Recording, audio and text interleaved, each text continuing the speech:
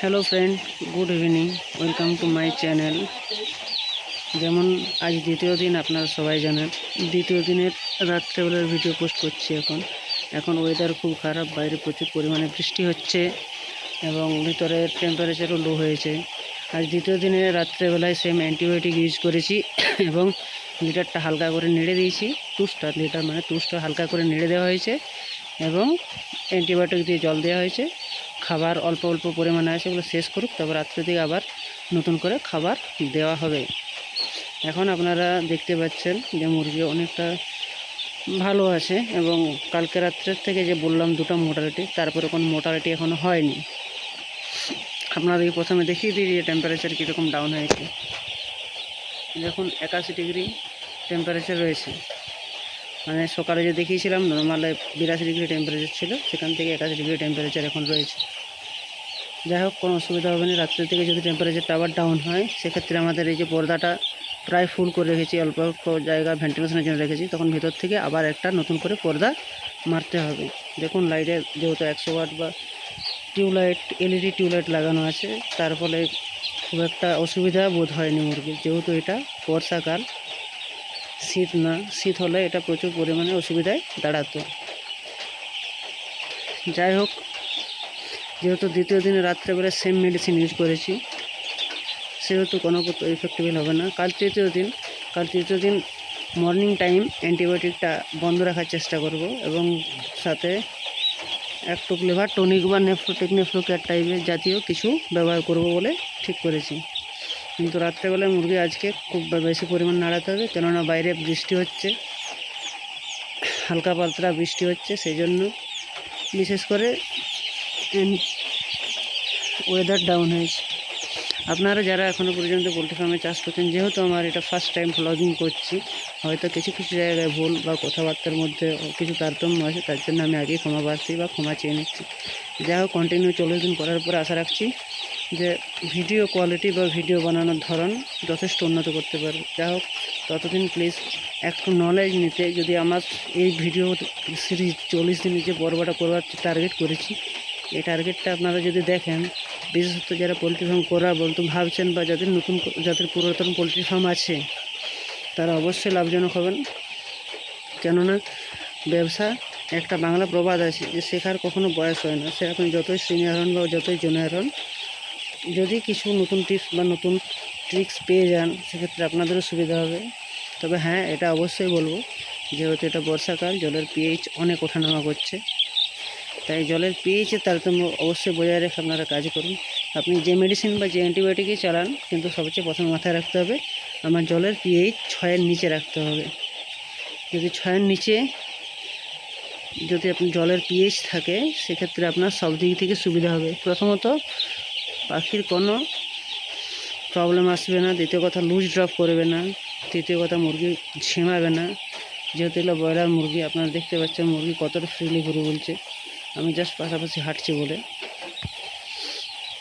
এই ফ্রিলি ঘোরানোর জন্য আপনাকে সবচেয়ে প্রথম কাজ, 1 টেম্পারেচার হিউমিডিটি ঠিক রাখতে হবে, 2 লিটার কন্ডিশন ঠিক রাখতে হবে, আর 3 আপনার জলের পিএইচ লেভেল আর জলের শোধন মাত্রা ঠিক রেখে কাজ করতে হবে। তারপর আপনি আপনার খাবার কন্ট্রোল করে খাওয়াতে পারেন, আবার ফুল ফিডিং করাতে পারেন। তবে আমি সাজেস্ট করব ফুল ফিডিং করানো। আমি ফিড কম রাখার একটাই কারণ এই সিজনেবল ওয়েদার, তো এই সিজনেবল ওয়েদারে যদি আপনারা খাবার বেশি দেন বা বডি ওয়েট একটু ফার্স্ট উইক বা সেকেন্ড উইকে যদি বডি ওয়েটটা একটু বেশি করিয়ে দেন, তাহলে সেক্ষেত্রে কিডনি ইফেক্ট হওয়ার সম্ভাবনা সবচেয়ে বেশি থাকে। তাই আমরা প্ল্যানিংয়ের সাথে একটুকু চাষ করছি, যাতে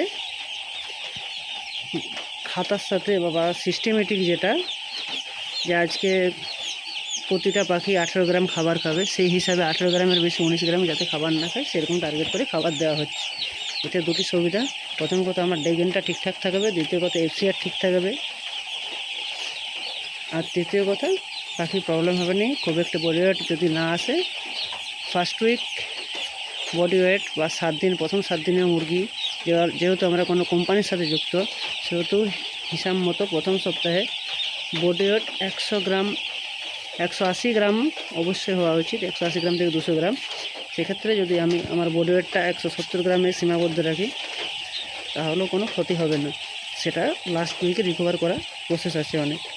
সবাই বলবো সবাই জানতে পারবেন, এবং সেটা জানার জন্য অবশ্যই আমার চ্যানেলটাকে ফলো করে রাখতে হবে এবং সাবস্ক্রাইব করে রাখতে হবে। তাছাড়া কী করে বোঝাবো বলুন।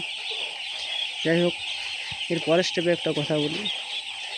এখন অনেক ফার্মার আছে যারা মনে করেন যে পাইপ লাইন 8 দিন 10 দিন 12 দিন এই বয়সে চালু করলে হবে, কেননা আমাদের সেই বয়স পর্যন্ত পাখি চিপস ড্রিঙ্কারের জল খায়। কিন্তু তারা একটু মাথায় রাখবেন যে চিপস ড্রিঙ্কারের জল খেলেও পাখির প্রবলেম হয়। তাই ঢালা জলের চেয়ে পাইপলাইন জল যদি আপনারা ব্যবহার করতে পারেন, বিশেষত 4 দিন বা 5 দিন বয়স থেকে, সেটা খুবই উপকারী মুরগির জন্য। তবে হ্যাঁ, পাইপলাইন সপ্তাহে একবার ওয়াশ করতে হবে। কিভাবে পাইপলাইন ওয়াশ করতে হয়, কতটা অ্যাসিড কতটা জল দিতে হয়, সবই শেখাবো, সবই বোঝাবো। তার জন্যই তো আমার এই চ্যানেলটাকে ফলো করে রাখুন, আর সাথে সাথে সাবস্ক্রাইব করে রাখুন। আশা করি পরের ভিডিও এর চেয়ে বেটার হবে, এর চেয়ে ভালো হবে। সব কিছু জানার জন্য এবং সব কিছু বোঝার জন্য অবশ্যই কিছু ফলো করে রাখলে কোনো ক্ষতি হবে না। আপনারা যদি আজকে ফলো করে রাখেন, পরবর্তী সময়ে হয়তো আপনার কিছু সুবিধা আসতে পারে। হয়তো আপনার ফার্মে কোনো একটা জটিল সমস্যা হলো, সেক্ষেত্রে আপনি ইজিলি ঘরোয়া পদ্ধতিতে টোটকার মাধ্যমে আপনার ফার্মে সেই সমস্ত প্রবলেম সলভ করে নিতে পারবেন। আমাদের এই পোলট্রি ফার্মটি দীর্ঘদিন ধরে চাষ করছি। 2012 থেকে চাষ করা হচ্ছে। প্রথমে আমার কাকু এবং আমার বাবা হেল্প করে চাষ করতো, এখন আমিই চাষ করছি। বিগত লট এবং তার আগে যে লটগুলো হয়েছে, মোটামুটি আমরা প্রফিটেবল। 1000 মুরগিতে 15,000 টাকা প্রফিট হিসাবে আমরা অবশ্যই রোজগার করি প্রতিটি লটে, এবং আমরা বছরে 5টা লট টার্গেট করি। 6টা হয় না, কেননা পুরো শীতটার সময় কন্ট্রোল করা খুবই অসুবিধা হয়, অথবা পুরো গ্রীষ্মটার সময় পুরো কন্ট্রোল করতে খুব অসুবিধা হয়। তাই ওই দুটো সময় একটু এড়িয়ে যাওয়ার চেষ্টা করি। এভাবে প্ল্যানিংয়ের সাথে বাচ্চা নিতে হবে। আর দ্বিতীয় কথা হচ্ছে, পোলট্রি ফার্ম যারা এখনও করবেন বলে ভাবছেন তাদেরকে বলি, দেখুন দাদা, বাইরে যারা যাবেন ভাবছেন, বা কোনো কোম্পানি যেমন এই ডেলিভারি লাইন কিংবা কোনো মার্কেটিং লাইনের সাথে আপনারা যুক্ত হয়ে কাজ করবেন ভাবছেন, সেক্ষেত্রে দাদা আপনাদের একটা ইনভেস্ট করতে হয়। সেসব লাইনও আপনাদের একটা ইনভেস্ট লাগে। বাইক এখনকার দিনকালে একটা বাইকের 1.5 লাখ থেকে 2 লাখ টাকা দাম হয়ে যায়, এবং তোর সাথে কিছু টাকা ইনভেস্ট করে দিলে আপনি একটা 2000-এ পোলট্রি ফার্ম করতে পারবেন, বাড়িতে থাকতে পারবেন। পোলট্রি ফার্মের পাশাপাশি বাড়ির চাষ, আবার এমনকি ফ্যামিলির সবসময় খেয়াল রাখতে পারবেন। তাই আমি সবসময় সাজেস্ট করবো, যদি আপনাদের সেই উপযুক্ত প্রতিকূল জমি থাকে, সেই জমির উপরে পোলট্রি ফার্ম করুন। অবশ্যই প্রফিটেবল হবেন এবং বাইরে যাচ্ছি অনেক অনেক অনেক বেশি উপকৃত পাবেন। যাই হোক, দ্বিতীয় দিন আপনারা দেখলেন আমার মুরগির কন্ডিশন কী আছে, জলের লেভেল কী আছে, খাবার কীরকমভাবে দিতে হয় এবং কীভাবে তাড়াতে হয়। আমি এখন আপনাদের সাথে কথা বলতে বলতে পাশে হাঁটছি শুধু, তারপর মুরগি খুব সুন্দরভাবে দৌড়াচ্ছি। এর মানে বুঝতে হবে আমার মুরগি এই ওয়েদারে যথেষ্ট সুটেবল আছে। যাই হোক, আর কিছু বলবো না। কাল সকালে আবার কী মেডিসিন কী ইউজ করা হচ্ছে, কীভাবে লিটার রেকিং করতে হয়, কীভাবে জলের পিএইচ চেক করতে হয়, কীভাবে পাইপলাইন অ্যাডজাস্ট করতে হয়, কীভাবে সেট ক্লিনিং করতে হয়, সব কিছু জানাবো। তার জন্য আপনাদের রিকোয়েস্ট করছি, আমাকে সাবস্ক্রাইব করুন, ফলো করুন এবং পুরো ভিডিওটা প্রথম থেকে দেখতে থাকুন। তা না হলে হয়তো আমার ভয়েস প্রবলেম বা ভিডিও কোয়ালিটির জন্য আপনাদের অসুবিধা হবে, কিন্তু আপনারা যদি একটু ধৈর্য ধরে দেখেন বা ধৈর্য ধরে কথাগুলো শোনেন, তাহলে আপনারা অবশ্যই উপকৃত হবেন। এখন বর্তমান জেনারেশন বেকারত্বের সংখ্যায় এবং ওই নেটওয়ার্ক মার্কেটিং বা ডেলিভারি মার্কেটিং লাইন পারপাসে সবাই কাজ খুঁজে বলছে। তাদের জন্য বিশেষত্ব এরকম কি যদি কিছু আপনারা একটা ট্রাই করতে পারেন। ইনভেস্ট সব জায়গায় লাগে, সেই জায়গায় এটা এককালীন ইনভেস্টমেন্ট করে দিলে আপনাদের অবশ্যই ফল পাবেন এবং উপকৃত হবেন। তাই আপনাদের সবাইকে রিকোয়েস্ট করব যে চিন্তা ভাবনা একটু করে দেখুন, এবং সাথে দেখুন না আপনার 40টা দিন আমি কীভাবে বড় করছি। আমি তো একটা কোম্পানির সাথে যুক্ত হয়ে ব্যবসা করছি। আপনাদের শেষ দিন অবশ্যই মুরগির বডি ওয়েট, কত টাকা পেলাম, সব কিছু শেয়ার করব, এবং সেখানে আমি আপনাদেরকে চ্যালেঞ্জ করে বলতে পারি, আমি দেখিয়ে দেবো যে আমি ঠিক কতটা, যে আপনারা 1 মাসে ডেলিভারি করে যা রোজগার করেন তার চেয়ে খুব বেশি টাকা আমি রোজগার করতে পারছি কি না। যাই হোক, সব কথা আলোচনা হবে। 40 দিনে যথেষ্ট পর্ব, তাই সব কিছুই একদিনে শেষ হয় না। যাই হোক, আজ দ্বিতীয় দিন ইভিনিংয়ের বা রাত্রের যে কাজ থাকে সেই সব কাজের বর্ণনা দিলাম। কালকে আবার দেখা হবে প্রথম মর্নিংয়ে নতুন একটা ভিডিও নিয়ে। ততক্ষণ পর্যন্ত গুড নাইট, শুভরাত্রি বন্ধুরা।